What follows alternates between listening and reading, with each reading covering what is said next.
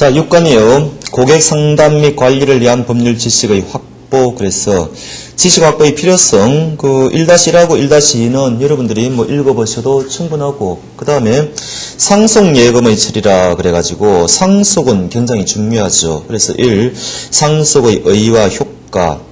둘째 줄에 보면은 상속인이 피상속인의 재산상 권리만 넘어오는 게 아닙니다. 의무를 포괄적으로 한꺼번에 싹 다 이어받는 거죠. 요걸 상속이라 그럽니다. 그래서 제일 밑에 그 사람이 가지고 있던 모든 재산이 사망한 순간에, 그리고 상속인이 아무런 의사표시도 없이 당연히 상속된다.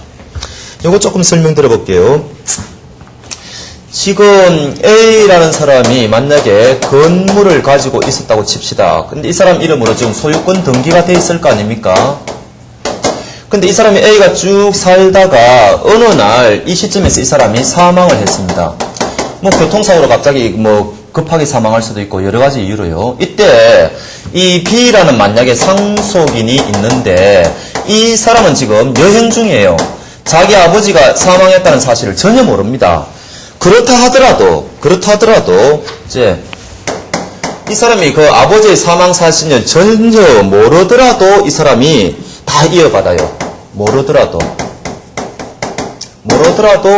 다 이어받습니다. 요거 이제 일단 하나 아셔야 되고, 그 다음에 두 번째는 어떤 문제가 있는 거니까, 우리가 지금 부동산 같은 경우에는 건물 같은 거 이런 것들 반드시 등기를 하여야 이 사람이 소유권을 취득하거든요. 이 물건이라 그래가지고 물건을 취득합니다. 반드시 등기가 필요합니다.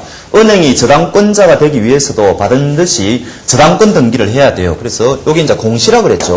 외부 사람들한테 내가 이런 권리가 있다는 것을 알려야지 사람들이 이제 알 거 아닙니까? 이제 그래서 등기가 필요한데, 상속의 경우에는 등기가 없어도 관계없어요.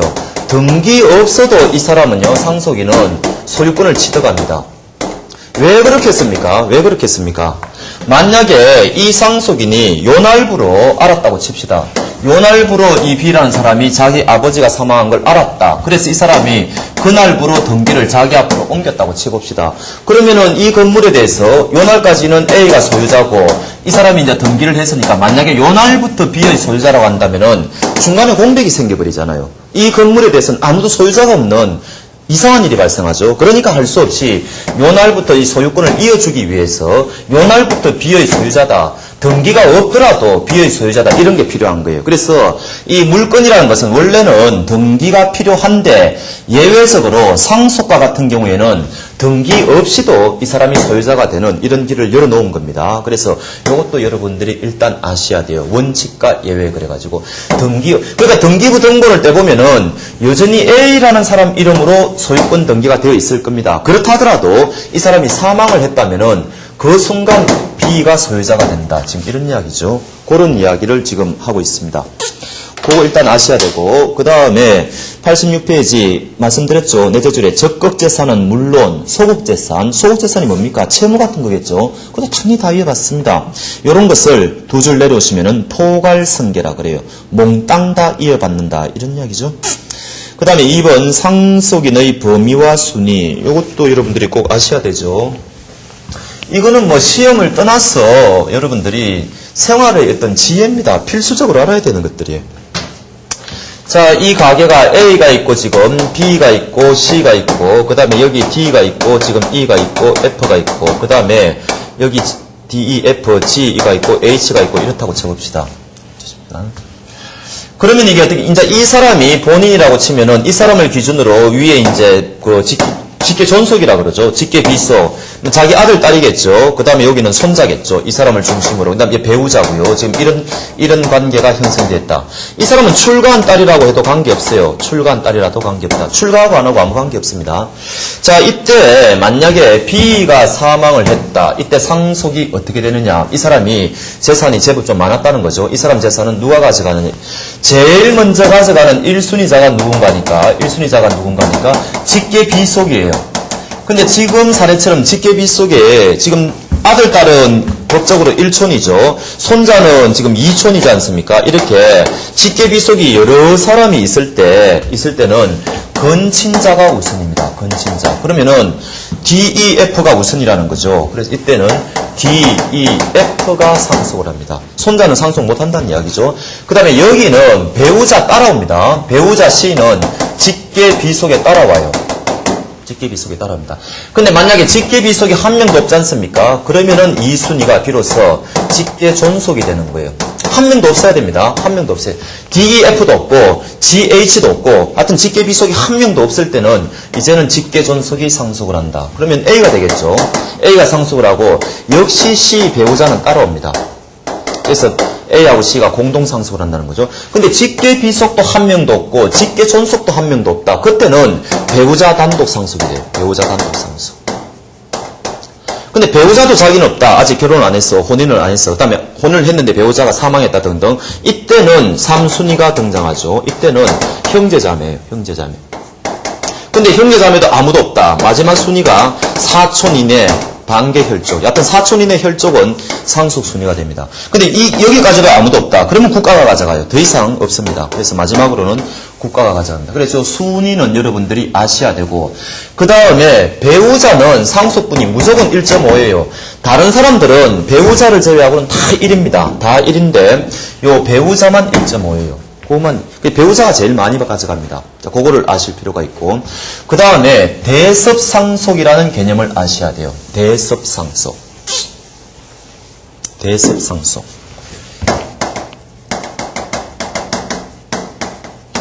대섭상속. 거기 교과서 86페이지에 거기 있죠. 밑에서 한 10줄입니까? 직계 비속 또는 형제 자매가 상속 개시 전에 사망했다. 쭉 내려와 보면은 두째 줄 내려오면은 배우자도 그렇죠. 그래서 직계 비속 가지고 예를 들어 보겠습니다. 형제 자매, 아까 3순위 형제 자매 있었지 않습니까? 배우자도 상속인이 될 수 있다고 그랬죠. 배우자 간에도 대섭상속이 일어나는데 직계 비속만 가지고 예를 들어봐도 충분할 겁니다. 요거는 무슨 이야기인가 하니까 요 D가 먼저 B보다 사망해야 돼요. 그래서 D가 먼저 사망했습니다. D가 사망. 그 후에 B가 사망한 거예요. 요게 반드시 지켜져야 돼요. 일단 이론적으로. 그러면 이제 D가 없죠? D가 없고 그 다음에 B가 상속했을 때 이 B의 상속 재산을 누가 가져갑니까?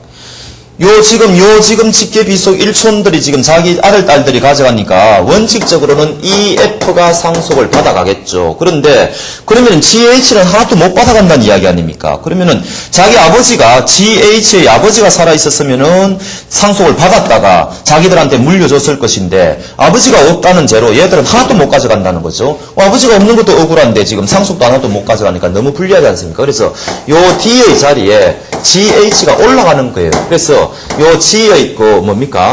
요 사람의 상속분만큼 요 사람이 대신 올라가가지고 받아버리는 거. 요것을 대섭상속이라고 합니다. 그래서 대를 이어서 상속한다. 지금 이런 이야기예요. 이런 이야기입니다. 그런 정도의 개념을 보시면 되겠어요. 그 다음에 오른쪽에 87페이지 위에서 넷째 줄.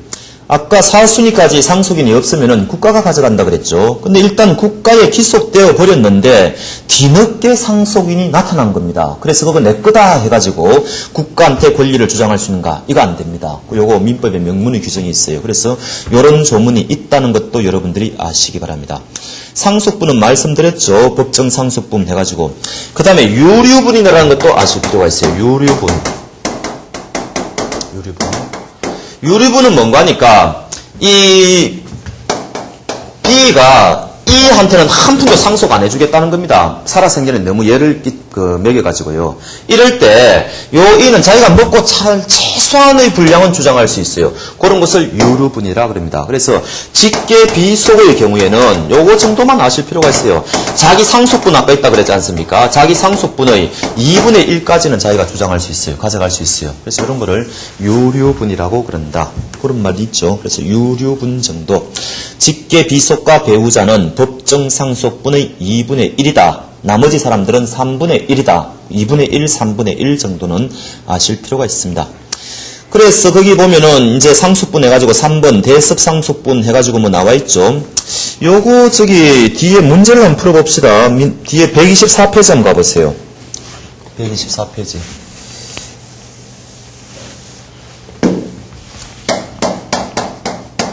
사례를 보면 어떻게 됩니까?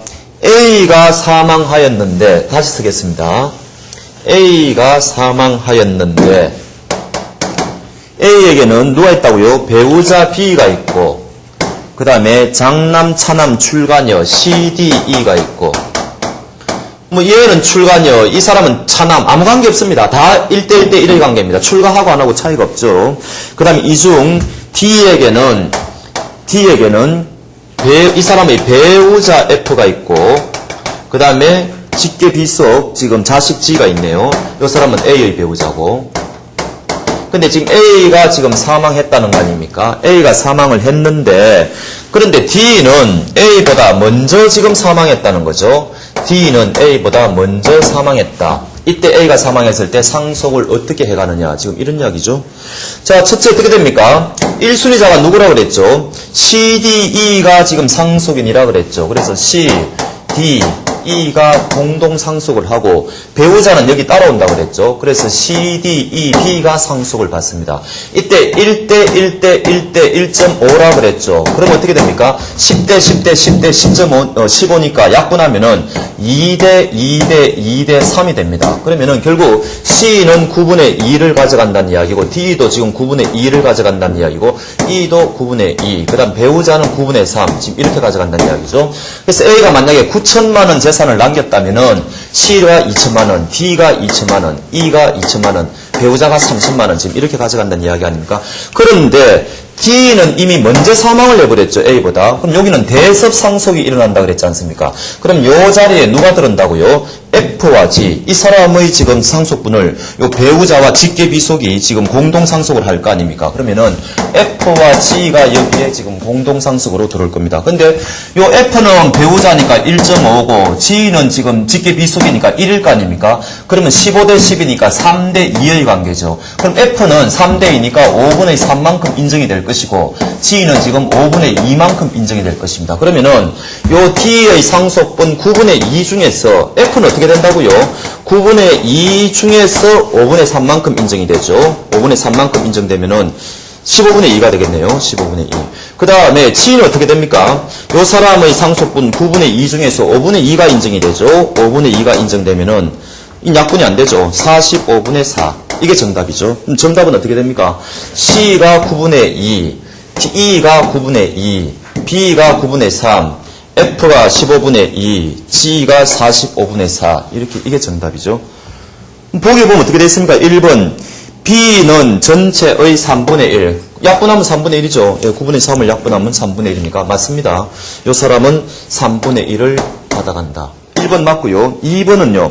F는 전체의 9분의 1을 상속받는다. F. 15분의 2죠. 틀렸죠. 3번. G는 전체의 27분의 2. G는 45분의 4죠. 틀렸죠. 3번도 틀렸고. 4번. C는 전체의 9분의 2. C는 전체의 9분의 2. 맞죠? 5번. D는 전체의 9분의 2. D는 먼저 사망했는데 어떻게 상속을 받습니까? 말이 안 되는 소리죠. 그래서 이거는 잘못된 게 어떻게 되죠? 2번, 3번, 4번이 다 답입니다. 틀린 게. 문제가 잘못됐죠. 보기가 잘못됐습니다. 그래서 세 가지가 다 틀렸다. 계산을 여러분들이 다 한 번 더 정밀하게 해보십시오. 요 문제를 하나 풀어보시면은 상속과 대섭 상속과 그 다음에 상속분에 대해서 여러분들이 다 잘 아실 수 있다. 지금 이런 이야기입니다. 돌아가시죠. 그 다음에 88페이지로 가보겠습니다. 상속재산의 분할. 둘째 줄, 이제 공유관계를 끝내는 거죠. 일단 상속받은 것을 현실적으로 나누는 것을 말합니다. 거기 조금 의미 있는 조문이 있죠. 여섯째 줄, 상속재산을 분할하면 상속이 개시된 때 소급해서 이게 동그라미 감이죠. 효력이 생긴다. 원래 법이라는 것은 그날부터 효력이 생기는데 일정하게 거슬러 올라가가지고 미리 효력을 발생하게 할 필요가 있을 때는 소급해줍니다. 그래서 소급해서 효력이 생긴다 그러면은 여러분들이 시험에 자주 나오는 지문이라는 거 그거 아실 필요가 있어요. 근데 필연적으로 어떤 문제가 생기는 거 아니까 소급효를 인정하게 되면은 이런 문제가 생겨요. 지금 이 사람이 행위는 인하했지 않습니까? 그럼 원래 법이라는 게 이때부터 효력을 발생하는데 이 행위를 거슬러 올라가가지고 요 날부터 너는 법적 효력을 인정해 주겠다. 지금 이렇게 돼버리는 거거든요. 그러면은 요 중간에 있던 사람이 지금 피해를 볼 수가 있지 않습니까? 피해를. 그런 문제가 생기죠. 이 사람이 지금 행위를 하기 전에는 먼저 행위를 했지 않습니까? 그래서 이 사람이 권리를 취득했는데 나중에 이 사람이 행위하면서 거슬러 올라가가지고 이때부터 이 사람의 권리를 인정해주면은 이 사람의 권리를 침해할 수가 있지 않습니까? 그래서 소급이라는 말이 나오면은 필연적으로 따라 나오는 말이 제3자의 권리는 해하지 못한다. 이 사람 권리는 보호해주겠다. 이런 말이 따라 나오게 돼 있어요. 여기도 그런 말이 나오죠. 그래서 상속 재산을 분할하면은 상속이 개시된 때 소급해서 효력이 생기는데 이때 제3자의 권리를 해칠 수 없다. 뭐 이런 것들요. 그렇게 이해를 해 놓으시면 되겠어요. 그 다음에 이제 상속 예금의 일반적 처리 갑은 자 왔습니다. 우리 아버지 사망했으니까 아버지 거 예금 좀 내어주십시오. 이런 이야기 아닙니까? 어떻게 해야 되겠습니까? 다섯째 줄에 피상속인의 호적 등본을 받아가지고 그 사람이 진짜 사망했는지 그 다음에 이 지금 돈 예금 청구하러 온 사람이 상속인이 맞는지 이런 것들을 확인해야 되겠죠. 아주 상식적인 이야기를 하고 있습니다.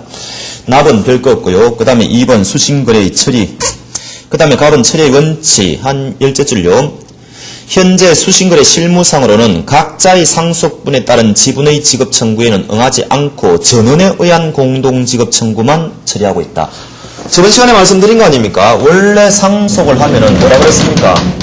원래 준공유라 그랬죠. 준공유다. 준공유가 뭡니까?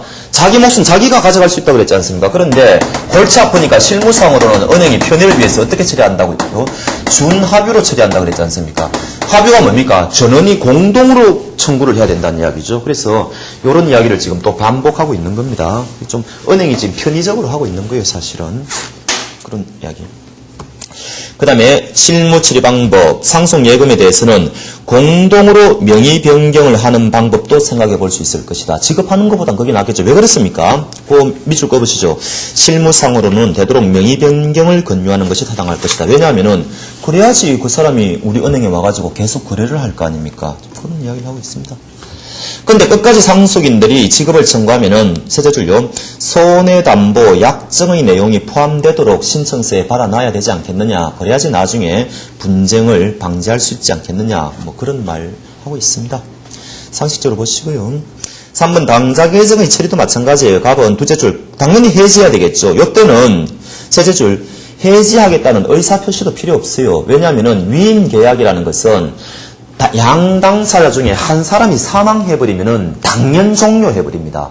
뭐 우리 위임계약 없앱시다 이런 말 할 필요도 없어요. 그러니까 이게 그렇다는 거죠. 그래서 당자개정 거래는 당연 해지가 된다는 거죠.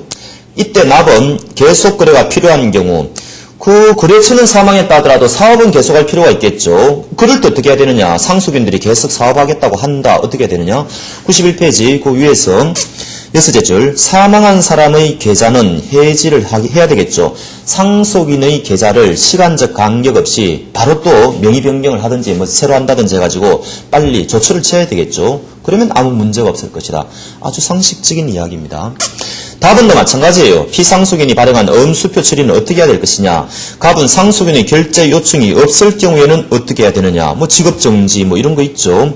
그 다음에 납은 상속인의 결제 요청이 있을 때는 상속인이 엄수표 채무를 승계하지 않습니까? 뭐 그런 이야기를 하죠. 그러니까 당연히 그 지급을 하겠다고 상속인들이 지급하겠다고 요청이 있으면은 응할 수 있다고 해야 될 것이다. 이런 것들은 전부 여러분들이 상식적으로 보시기 바랍니다. 그 다음에 2-3 특수한 경우 상속인이 있는데 해외 거주자가 있다. 어떻게 해야 되겠습니까? 첫 번째는 그 상속인이 국적이 지금 어떻게 되어 있는지 알아봐야 되는데 사실은 확인할 필요가 없어요. 밑줄감이죠.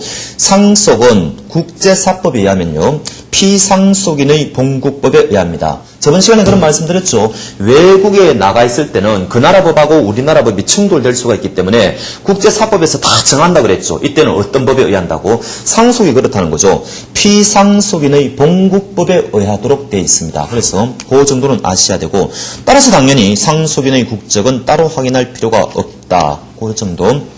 이때도 역시 공동지급 청구를 해야 이제 안전하겠죠. 안전한데 어쩔 수 없을 때는 위임장이라든지 제외공간 인정을 받아가지고요. 똑같은 이야기를 하고 있습니다. 그러면 납은 외국인이다. 이 사람이 이미 외국인이라는 거죠. 외국인이 사망하면 어떻게 되느냐. 역시 셋째 줄 그 그 외국인의 본국법에 따르게 됩니다. 그 사람이 이탈리아 사람이면 이탈리아법에 따른다 이런 이야기죠. 근데 우리가 이탈리아법을 도대체 어떻게 아느냐 이런 이야기. 모른다. 그러니까 밑에 세 줄 동그라미죠. 변제 공탁을 해놓으면 될 것이다. 그러면 끝난다 이런 이야기죠. 그 다음에 오른쪽에 답은 가족 등의 직업 정지 요청이 있을 때 상속인도 아닌 가족이 이 예금 직업종 정지해달라 이렇게 요청을 받았을 때 그거는 이유가 있습니까? 없다 그랬죠. 가족이라고 다 같은 가족이 아니죠. 그러니까 이때는 응할 수가 없다. 뭐 그런 이야기를 하고 있습니다. 그 다음에 직업 방법이 특수한 경우 갑은 상속인 중 일부가 분할 직업 청구를 하는 경우 똑같죠. 밑에도 넷째 줄 응하지 않음이 원칙이다. 이렇게 한다고 그랬죠. 또 똑같은 이야기를 하고 있어요. 그 다음에 넘어가겠습니다. 그 다음에 납은 상속재산의 분할에 따른 직업 청구. 이거는 뭔가 하니까 다 이제 나누었다는 겁니다. 장남은 토지 가지고, 차남은 뭡니까? 건물 가지고, 셋째는 예금 가지고 등등 이렇게 다 나눠놨던 거죠. 이때는 분쟁이 없죠. 장남과 차남은 예금에 대해서는 권리가 없으니까요. 그래서 이런 경우는 다섯 줄 되도록 이제 일곱째 줄입니까? 굳이 상속재산의 분할에 따른 직업 청구를 할 때는 이에 응하도 무방할 것이다. 물론 여러 명이 다 와가지고 하면은 분쟁을 미연에 방지하는 것은 좋겠죠. 그게 최선인데 시가 와가지고 분할이 끝났다. 장남, 차남 이런 식으로 다 끝났다. 이럴 때는 응하지 않을 수가 없습니다. 이때는 어쩔 수 없이 그 사람에게 돈을 지급해야 될 것이다. 그런 얘기죠.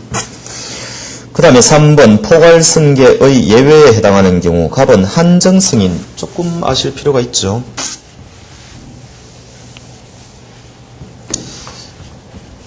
한정승인이라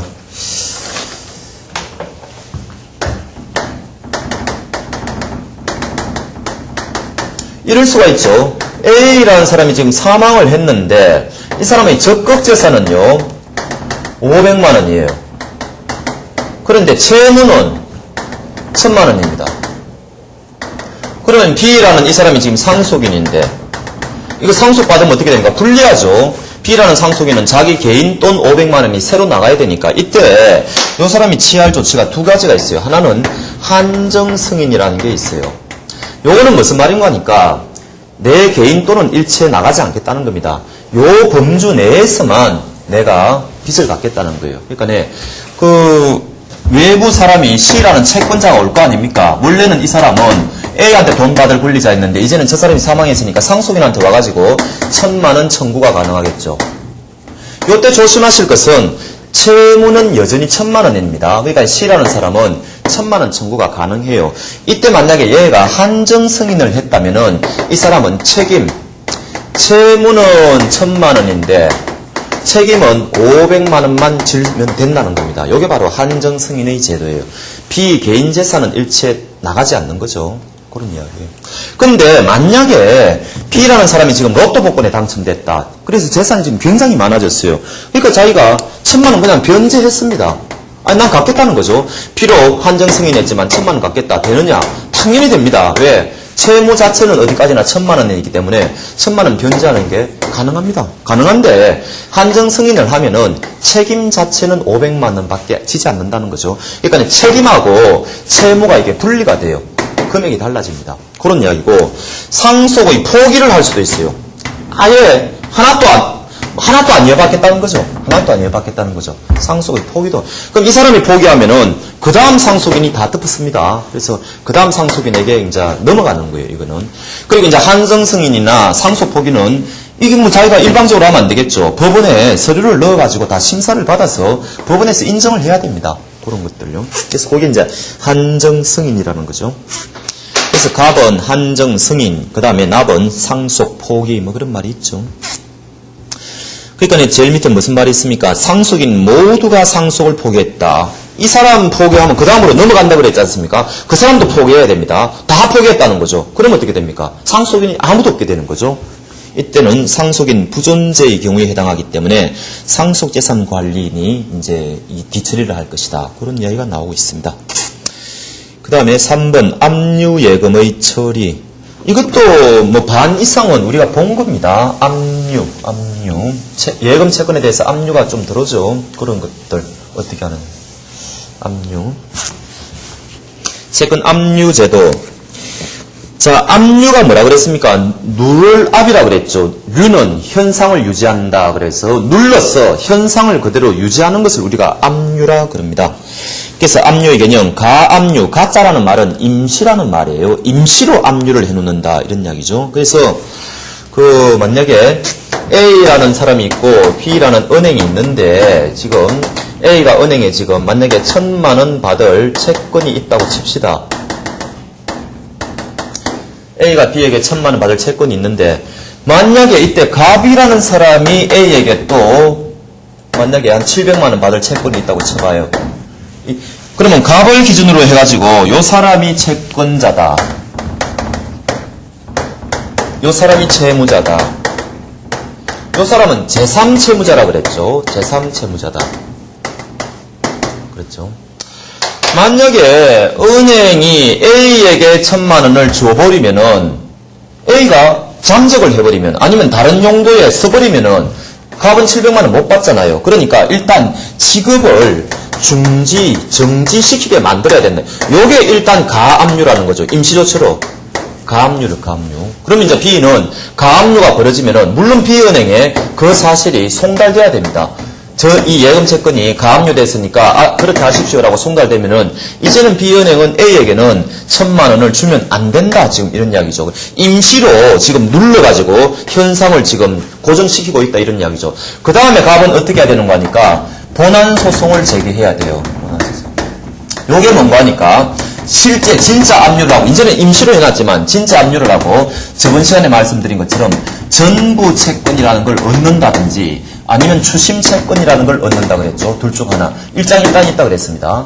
전부 채권을 얻으면은 요 채권 자체가 일로 이동한다 그랬죠. 그래서 요거는 저번 시간에 말씀드리기로 우선 변제권이 있다 그랬습니다. 그래서 채권 자체 이동하는 거 그 자체를 변제라고 보는 거예요. 그런데 추심 채권은 우선 변제권은 없다 그랬습니다. 채권은 여전히 이렇게 묶여 있는데 갑이 이 사람한테 와서 추심권을 행사할 수 있다 그랬죠. 돈을 받아갈 수 있는 권리가 있다 그랬습니다. 그래서 그런 이야기를 말씀드렸죠. 그 이야기를 지금 여전히 여기서 하는 거예요. 그래서 압류의 개념 등등 넘겨보시고요. 그래서 3번 압류의 효력. 갑은 언제 압류가 효력 발생한다고요? 제3 채무자에게 송달되었을 때. 이게 진짜 도달주의죠. 민법의 대원칙. 도달주의. 알아야 되니까. 그래서 그 다음에 납은 가압류, 압류의 효력 해가지고 제가 말씀드린 게 다 나오고 있습니다. 그래서 전부 명령이 있으면은 어떻게 됩니까? 채권 자체가 이전되는 거, 그걸로서 변제가 일어난다고 본다 그랬죠. 그러나 추심 명령은 제일 밑에 뭐라 그랬습니까? 채무 변제 효력이 생기는 것은 아니다. 이 사람이 실제로 채권을 행사해야만 된다는 거죠. 요거는 이제 금액이 다르니까 갑은 700만 원 범위 내에서만 당연히 이동이 되겠죠. 뭐 이걸 굳이 여러분들이 이야기 쉽게 한다면은 금액을 맞추면 됩니다. 이거 1,000만 원이라고 하면 되겠죠. 뭐 그건 뭐 관계없습니다. 그 다음에 3-2번 압류와 사전조치사항 1번 예금의 압류와 압류 사실의 통지. 예금에 대해 압류가 있으면 압류 사실을 당연히 은행은 A에게 알려줘야 되겠죠. 당신 채권자 갑에게 당신 채권을 압류했으니까 나 당신한테 돈 못 주겠다. 그렇게 알아라. 조치를 그러면 이제 A가 자기가 대처 방안을 마련할 수 있을 거 아닙니까? 일단 B는 당연히 A에게 알려줘야 된다. 지금 그런 이야기를 하고 있습니다. 그 다음에 2번 압류의 유효성 확인. 갑은 확인의 필요성. 근데 이제 압류를 확인을 했는데 이게 무효일 수도 있죠. 요건이 결격됐다든지 잘못됐다든지. 그러면은 은행은 어떻게 됩니까? 갑에게 돈을 주면 안 되지 않습니까? 근데 은행 입장에서는 이 압류가 유효인지 무효인지 어떻게 할 겁니까? 상당히 은행은 알기 힘들 것이다. 그런 말이 나오고 있습니다. 갑은에. 그래서 압류가 제대로 되기 위해서는 피압류 채권이 특정이 돼야 되는데 넘겨보시면은 갑은 예금주가 특정이 돼야 된다. 그래서 예금주가 특정되지 여부는 자연인인 경우에는 이름하고 주민등록번호가 일치하면은 됐다고 볼 수 있을 것이다. 그런 정도 보시고 법인인 경우에는 5줄 내려오셔가지고 법인 이름만 일치하면 될 것이다. 그건 없어요. 그 다음에 납은 제3채무자의 특정 정도. 지금 이 채권자가 압류를 할 때 지금 이 A라는 사람이 어떤 B은행에 돈 받을 권리가 있다는 것을 법원에 자기가 다 서류에 밝혀가지고 지금 압류를 해야 될 거 아닙니까? 그런데 A가 B은행에 지금 거래하는 게 한두 개가 아니더라는 거죠. 이 뭐 1,000만 원짜리도 있고 뭐 다른 것도 있고 등등 이럴 때 어느 정도가 돼야 될 것인가 지금 이런 이야기를 하고 있는 겁니다. 그래서 그 은행은 어느 정도 특정이 돼야 될 것인가? 지점도 지금 많을 거 아닙니까? 지점도. 그러니까네. 나번 둘째 줄 금융기관명을 표시해야 되는 데는 의문이 없다. 무슨 은행 이런 거 있죠. 그러나 영업점명도 표시해야 되는지는 견해가 갈릴 수 있다. 이거는 그렇게 보시고 그 다음에 답은 예금의 특정 정도 이게 뭐 저축예금인지 그냥 일반 예금인지 등등 이런 것도 특정을 해야 될 거 아닌가. 그런데 셋째 줄 보통은 계좌번호를 알기 어려울 것이기 때문에 종류만 일치하면 된다고 보자. 뭐 이런 말들이 나오고 있습니다. 그 다음에 문제는 99페이지 예금의 종류를 적지 않고 단순히 누구의 예금으로만 돼 있다. 근데 이 A가 B은행에 그 예금이 한 개밖에 없다면은 그거는 뭐 아무 문제가 없겠죠. 그런데 아까 말씀드린 것처럼 예금이 종류가 여러 개라면은 그런 식으로는 특정이 안 되겠죠. 그래서 이제 그런 문제들을 지금 이야기하고 있습니다. 그러니까 상식적으로 보시고 여하튼 어찌됐든 간에 A 예금주 상대방 B은행 그 다음에 이 예금 채권 요 세 가지가 이게 누구 거라는 게 확실하게 특정되어야 된다. 하여튼 이 특정이라는 말 자체는 여러분들이 아셔야 됩니다. 아셔야 됩니다. 그래야지 압류의 효력이 발생할 것이다. 지금 무슨 이야기죠? 그 다음에 랍은 실무의 유의사항 해가지고 압류의 유효성 판단은 생각보다 쉽지 않으니까 소송에 의한 판단이 가장 안전한데 그 다음 줄 뭐라고요? 은행이 이 일을 하는 것보다는 예금주가 이 일을 하는 것이 보다 좋을 것이다. 그러니까 이 책은 전부 다 은행 입장에서 지금 보고 있는 거죠. 그러니까 은행은 그냥 가만히 있고 이 A가 지금 화가 났다 이런 이야기죠. 그래 A가 소송하도록 좀 만들어라. 그럼 소송 결과에 따라서 B는 응하면 될 거 아니냐. 지금 그런 식으로 이야기를 하고 있습니다.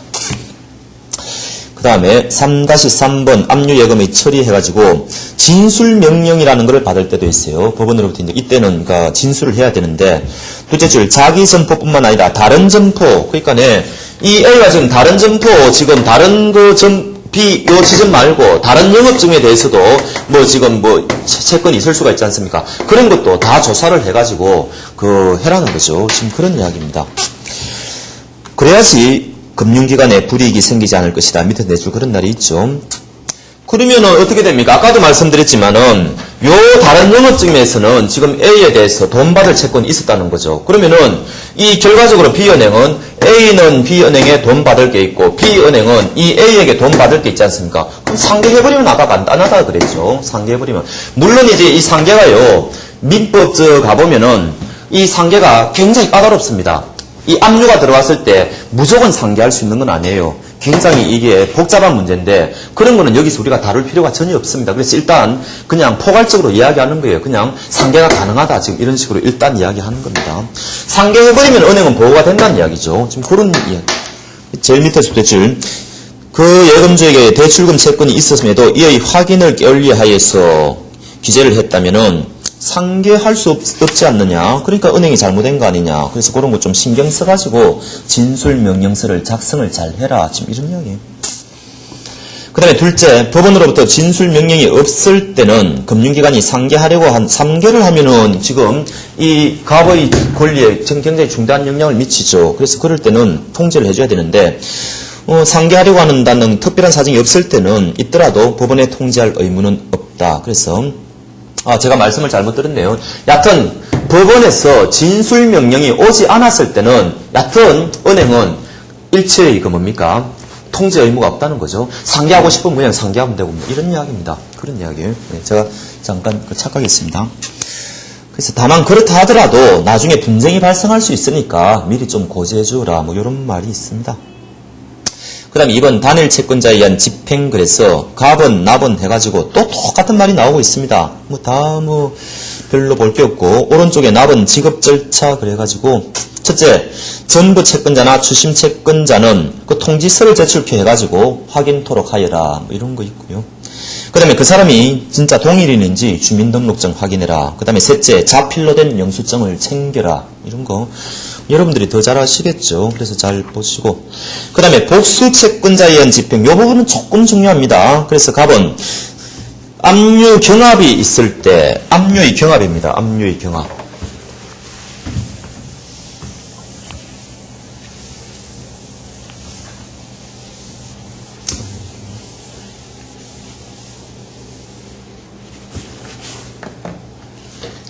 A라는 사람이 지금 B은행에 지금 1,000만원 예금 채권이 지금 있다 그랬지 않습니까? 그런데 이때 갑이라는 사람도 압류가 들어왔습니다. 그 다음에 을이라는 사람도 여기에 압류가 들어왔어요. 이럴 때 이거 어떻게 해야 됩니까? 지금 이런 이야기죠. 만약에 이게 이제 먼저 들어왔다고 칩시다. 이게 만약에 5월 1일 날 먼저 들어왔고, 이게 5월 10일 날 이제 나중에 들어왔을 때, 이 앞에 끼 만약에 전부 명령이면은 이게 어떻게 되느냐? 전부 명령이면은. 이때는 뒤에 거는 무효예요. 왜 그렇습니까? 전부 명령은 아까 이 사람에게 우선 변제권의 효력이 있다고 그랬지 않습니까? 자기가 먼저 돈 받아갈 수 있는 권리가 있어요. 근데 뒷 사람에게 권리를 인정하면 이게 인정이 안 될 거 아닙니까? 그러니까 당연히 이게 전부 명령이면은 이 뒤에 거는 무효가 되어버려요. 그런데 만약에 이게 그러면 전부 명령이 아니면 어떻게 되느냐? 전부 명령이 아니면은 이게 추심 명령이면 어떻게 되느냐?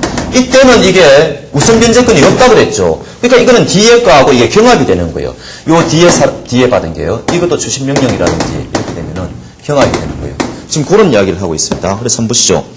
나번에 보시면은 최초의 집행 절차가 전부 명령이면은 이때는 전부 채권자에게 지급한다. 이런 사람을 전부 채권자라고 부릅니다. 이때는 이 사람이 우선 변제권이 있으니까 다 가져간다고 그랬죠. 그런 이야기를 하고 있습니다. 그래서 제일 밑에 전부 명령이 유효인 한 전부 명령 후에 어떤 이 사람이 뭐 어떻게 한다는 거, 뭐 하는 거 그런 거는 다 무효다. 뭐 그런 거. 그 다음에 한 장 넘겨보시면은 최초의 집행 절차가 전부 명령이 아니면은 어떻게 되는가? 첫째 줄. 압류가 경합한 경우 그 후에 전부 명령이 있으면은 그 전부 명령은 무효로 된다.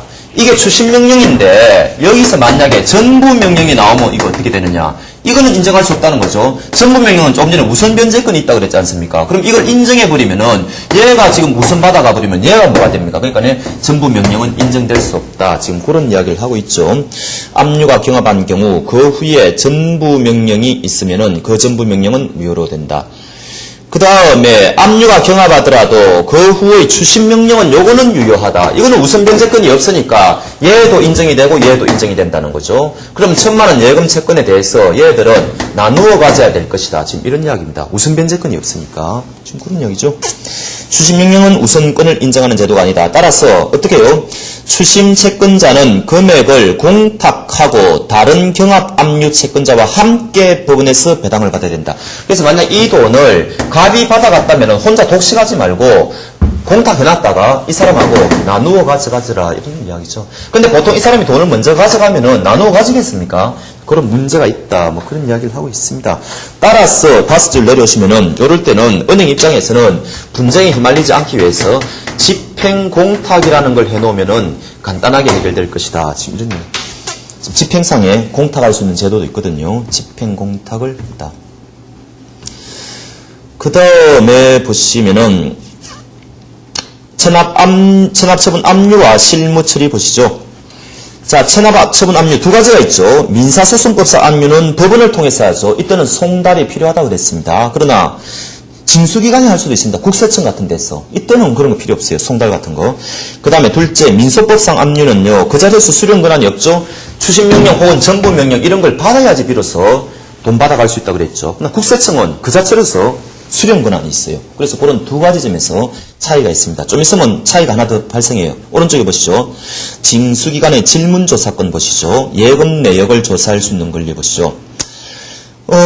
민소법상 압류의 경우에는 표시가 정확하지 않다. 정확하게 조사할 수 없다는 거죠. 그러나 국세청의 경우에는 표시가 정확합니다. 아주 상세하게 조사할 수 있죠. 따라서 특정의 문제가 발생하지 않을 것이다. 이것도 차이점이에요. 그래서 특정의 문제가 발생하느냐 안 하느냐 이런 이야기입니다.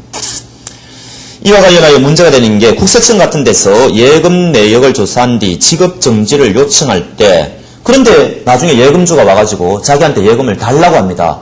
그럼 은행은 요청을 들어줘야 되느냐 말아야 되느냐? 어떤 문제가 생깁니까? 그 국세청에서 지급 정지를 했을 때 그게 압류 효력이 없어요. 그러니까 그 예금주가 돈 달라고 하면은 들어줄 수밖에 없을 것이다. 지금 그런 이야기를 하고 있습니다. 그 다음에 남은 압류 효력이 미치는 범위와 관련된 문제점 그랬어요. 국세청 인수법에 보면은 급료라든지 임금 같은 것은 압류 후에도 미치거든요. 그런데 지금 우리가 당자예금이나 보통예금과 같은 입출금이 계속되는 예금의 압류가 있을 때는 예금은 급료가 아니지 않습니까? 따라서 계속 입금분에 대해서는 압류 효력이 미치지 않는다. 이런 정도 정리하시기 바랍니다. 그 다음에 답은 아까 국세청의 경우에는 그 추징권능까지 있다 그랬죠. 그거 다시 이야기하고 있습니다. 그 다음에 정권적 예금의 압류와 처리 다 복습이에요. 둘째 줄 점유한다 그랬죠. 집행관의 점유. 그 다음에 압류 명령의 송달 그래가지고 셋째 줄 압류 채권자에게 압류가 효력이 없음을 통지해 주는 것이 좋을 것이다. 그래서 정권적 예금은 압류 명령이 필요가 없죠. 그런데 어쩌다가 올 수가 있다는 겁니다. 그러면은 알려주어라 이런 이야기예요. 그 다음에 압류 채권자한테도 그거 의미 없습니다. 이렇게 알려주지만은 압류 당하는 그 있지 않습니까? 예금 채권자 있죠. 그 사람에게도 알려주는 게 좋아요. 그것도 어디 하나 적어 놓으십시오. 그 압류 당하는 고객에게도 통지하는 것이 좋다. 양쪽으로 다 통지해 주는 것이 좋습니다. 그래야 분쟁을 완벽하게 이제 방지하겠죠. 그 다음에 당자 계증에 대한 압류와 실무 처리 더더군다나 거의 관련성이 없어요. 그냥 여러분들이 읽어보셔도 충분합니다. 사고예금의 처리 완전 복습이죠. 또 비정금적 예금의 사고 처리 뭐라 그랬습니까? 넘겨보시면은 갑은 제목만 보시면 되겠죠. 사고 신고와 본인 여부의 확인 해가지고 이제 하면 된다 그랬죠. 제일 밑에 보시죠. 판례가 하나 있죠. 읽어보시면은 쉽게 이해가 됩니다. 주민등록증도 진정 여부를 확인했다. 실물도 대조했다. 등등 이렇게 했다는 거죠.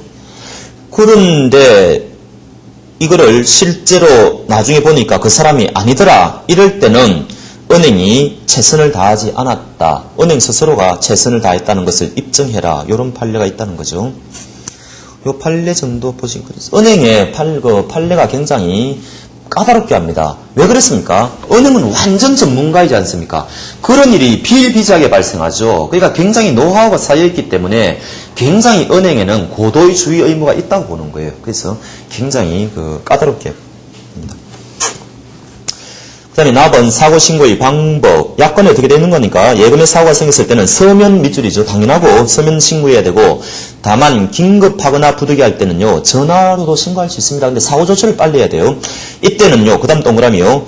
다음 영업일 안에 요게 포인트죠. 서면 신고로 보완을 해야 됩니다. 그래서 요거 신경 쓰시고 오른쪽에 당연히 전산 등록 해놔야 되겠죠.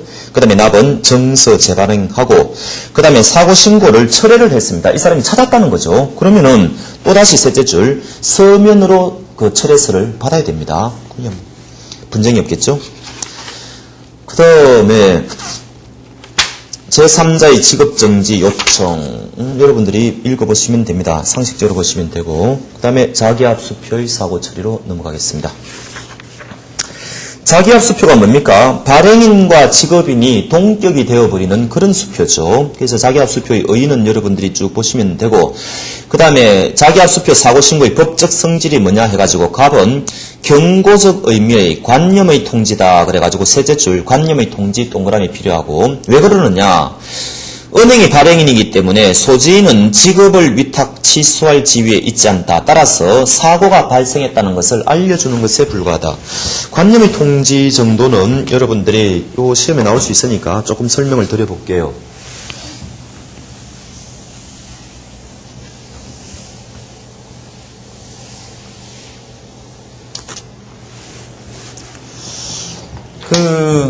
계약이라는 게 뭐라 그랬죠? 의사표시가 두 개라 그랬습니다. 청약하고 승낙하고 일치할 때 계약이 성립한다 그랬죠. 이게 매매면은 매매계약, 임대차면은 임대차계약 등등등등이요. 그 다음에 단독행위는 뭡니까? 상대방 의사를 고려하지 않고 일방적으로 하는데 의미가 있다 그랬죠. 의사표시가 한 개라 그랬죠. 대표적인 게 취소권 같은 거. 그래서 이제 여기는 양쪽 다 뭡니까? 의사표시가 다 있죠. 한 개든 두 개든. 그러니까 요 두 가지 개념을 우리는 법률행위라고 그래요. 법률행위. 그래서 이건 학자들이 만들어낸 개념이죠. 우리가 오늘 매매를 하고 오면은, 아니면 예금 계약을 체결하고 오면은, 우리 매매했다, 뭐 예금 거래했다, 이런 말 하지, 법률행위했다, 이런 말은 아무도 안 하지 않습니까? 학자들이 요 개념을 만들어내니까 굉장히 이론상 설명하기가 편한 겁니다. 요 양쪽을 다 한꺼번에 설명할 수 있으니까요. 그러면은, 요 의사표시가 없는 것은 어떻게 되느냐? 의사표시가 없다. 그럼 법률행위가 아닌 거예요. 의사표시가 뭡니까? 뭔가를, 법률 효과를 원하는 거죠. 권리, 의무를 원하는 겁니다. 이거를 의욕하는 거예요. 원하는 거. 이걸 의사표시라 그래요. 의사표시가 없는 거, 이런 것을 우리는 사실행위라고 그래요. 사실행위. 사실행위인데, 뭐 여러 가지 종류가 있는데, 일단 지금 나오는 게 지금 관념의 통제지 않습니까? 이 관념이라는 것은 일정한 사실을 알려주는 거예요. 지금 이게 문제가 있다, 이 수표가 문제가 있다, 은행에 알려주는 그런 사실을 통제하는 거지 않습니까? 이런 걸 관념의 통제라 그러고, 그러니까 이거는 자기가 법적 권리 의무를 의욕하는 게 아니에요. 일정한 사실을 상대방한테 알려주는 게 보는다. 그 다음에 의사의 통제라는 것도 있어요. 의사의 통제. 요거 대표적인 게 최고입니다. 최고. 독촉하는 거. 너 어떡할 거냐? 취소권 행사할 거냐 말 거냐 뭐 이런 식으로. 여하튼 의사의 통제. 요 두 가지를 우리는 준법률행위라고 그래요. 사실행위 중에서도 준법률행위.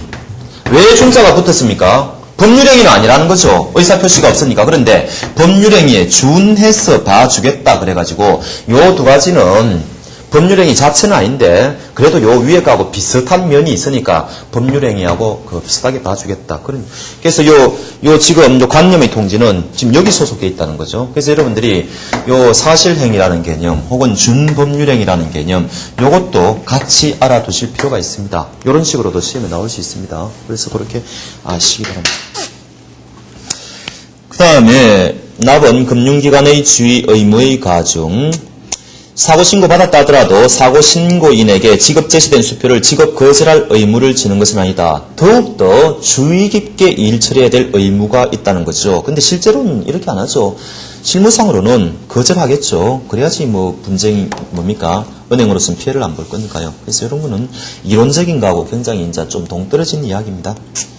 그 다음에 사고신고의 절차, 갑은 사고신고서 받아야 되겠죠. 그 다음에 납은 소송비용 예치를 해야 될 것이다. 전에도 무슨 말씀을 드렸습니까? 뭡니까? 수표가 사고됐을 때, 분실이나 도난되었을 때는 이게 문제가 발생한다 그랬죠. 좀 있으면은 나오는데.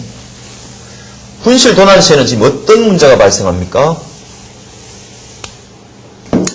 A라는 사람이 이 수표를 분실 도난을 당했다. 그럼 이 사람은 재건 판결 받으면 된다 그랬죠. 은행이 여기 있다. 근데 이거를 주운 사람이 B라는 사람이 이거를 습득해가지고 혹은 절도를 해가지고요. 이걸 막 유통을 시켰다는 거죠. 막 유통을 시켜가 현재의 소진이 이 사람이다. 그럼 이 사람이 은행 와서 이제 돈을 청구할 수도 있겠죠. 그럼 A는 재건 판결을 받아서 은행에 이제 청구를 할 수가 있고 이 사람은 이런 사람을 선의취득자라 그러죠. 선의취득자. 이 사람이 무권리자이지 않습니까? 무권리자로부터 권리를 막 넘겨받은 거 이런 거 이제 우리가 선의취득자라 그러지 않습니까? 이때는 어느 사람이 진짜 권리자인지 알 수가 없지 않습니까? 은행 입장에서는. 그런 문제가 생긴다는 거죠. 분실 도난은 수표 자체가 없어지질 않았으니까. 그래서 이런 위험성이 있기 때문에 지금 무슨 조처를 해나가라고요? 은행이 패소할 것에 대비해서 나중에 이쪽으로 돈 줬는데 이쪽이 이겼다 지금 이런 이야기 아닙니까? 그럼 이쪽으로 또 이중 지급을 해야 되니까 그런 문제가 생기니까 은행이 그 분쟁에 미리 대비해가지고 소송 비용을 예치해 놓아라. 지금 그런 이야기를 하고 있습니다. 넘겨보시면 얼마만큼요? 표는 중요하지 않고 그 표 바로 밑에 15% 그래서 적어 놓으십시오. 액면금의 15% 액면금의 15% 정도 요거를 미리 예치해 놓아라. 지금 이런 이야기입니다. 이야기고. 그래서 갑은 4번 자기압 수표의 처리. 그래서 갑은 일단 지급 거절하는 게 유리할 것이다. 제일 밑에. 그 다음에 납은 지급 거절한 후의 처리 첫째 줄 밑줄 요 항상 그렇죠. 되도록 당사자의 합의를 유도하는 것이 가장 바람직하다. 항상 이게 정답이겠죠. 당사자 합의를 유도한다. 그 다음에 답은 판결에 의한 지급해가지고 뭐 재건 판결하고 관련돼서 나오는데 소진성소의 경우 다 필요 없습니다. 그냥 읽어보시고요. 그 라본에 보시죠. 재건 판결에 의한 지급 보시죠. 그래서 얘가 재건 판결 받으면은 이제 그 정서는 무효화되었다 그랬죠. 그럼 이 사람은 이제 이쪽으로 권리 행사할 수 있다. 선의지급자는 이쪽으로 올 것이다. 누가 우선하느냐? 일단 우리 판례는 이 재건 판결 받은 사람을 우선시하고 있습니다. 재건 판결 받은 사람. 그래서 그거 정도 여러분들이 아실 필요가 있어요. 그런데 선의취득자가 억울하죠. 이 사람 굉장히 억울하죠. 그래서 소송을 제기하면은 이 사람이 이길 가능성이 큽니다. 막상 소송을 제기하면 일단 이론상으로는 얘가 우리 판례가 먼저 한다고 그러는데 실제로는 그래요. 그래서 그 라본의 재건 판결에 의한 지급, 재건 판결이라는 의미는 여러분들이 다 이제 아실 거고, 갑은 재건 판결 전 지급. 아까 말씀드렸죠? 한 1급 전에. 그 사람 사고 신고인이 신원과 자산 사용이 확실하여 나중에 소송이 제기되더라도 손해담보 책임을 믿을 만한 경우가 되면은 고객 차원에서 돈 지급해도 된다고 그랬죠. 그 다음에 납은 공시채고라는 걸 해야 된다. 그래서 2번 공시채고가 가능한 경우 해가지고 분실, 도난, 멸실, 그 다음 파손된 경우인데 동일성을 인식할 수 된다. 그 다음 밑줄요. 공시채고는 분실, 도난의 경우 정서의 소재를 알 수 없을 때만 할 수 있음에 유의해야 된다. 그 정도도 밑줄 것일 필요가 있습니다.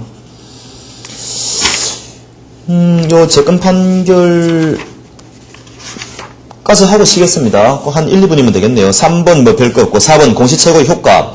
첫째를 밑줄이죠. 자, 공시채고 기간 중이라도 선의취득자는 권리가 있으니까 이 사람한테 권리 지급할 수 있고 이때는 채무자는 이 사람에게 채무 이행하면 면책이 됩니다. 그래서 재건 판결 전에 이 사람이 돈 청구하러 왔다는 거죠. 그럼 이 사람이 권리자죠, 그때는. 여기 지급하면 면책된다. 그다음 넘겨보시고 재건 판결. 그래서 재건 판결 선고하면은 정권 무효화가 일어난다. 그래서 2번 소곡적 요건 뭐 그런 말이 나오죠. 똑같 3번 나왔죠. 누가 우선하느냐? 114페이지 제일 밑에 결과적으로 재건 판결자 우선서를 취하는 것으로 보인다. 이런 이야기죠. 그런데 아무래도 실무상으로는요. 나중에 이 사람이 와가지고 하면 골치 아프니까 여기서도 역시 변제공탁입니다. 은행은 변제공탁하는 것이 가장 안전하지 않겠느냐. 지금 이런 이야기죠. 랍은 재건 판결에 의한 지급 1, 2, 3 이때까지 했던 거 다 요약이에요. 한번 여러분들이 읽어보시면 충분합니다. 마번은 상식적인 이야기고 그래서 재건 판결까지 하고 지금 재건 판결 부분은 이게 핵심입니다. 이게 핵심이고 여러분들이 너무 세세하게 그렇게 보실 필요는 없어요. 조금 쉬었다 하겠습니다. 네.